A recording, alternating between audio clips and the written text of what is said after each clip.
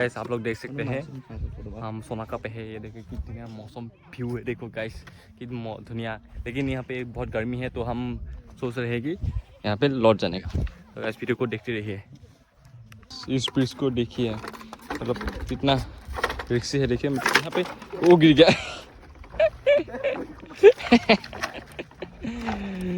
भाई be careful, मतलब यहाँ पे थोड़ा रिस्की है जाने का। लेकिन भाई बहुत हाँ साइड से चलना पड़ेगा। देखिए साइड से चलना पड़ेगा। यहाँ पे पकड़ भी लिया है मैंने गाइस।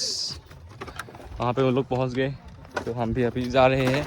पानी कितना साफ देखिए, नीचे वाला पार्ट भी दिख रहा है, लेकिन वहाँ पे बहुत गहराई है। उस जगह पे ना बहुत गहराई है, तो हम रिस्क ले ही नहीं थे भाई। चक्कर आ रहे हैं हम लोग को। तो अभी देखिए चलते हैं। प्यार था वक्त नहीं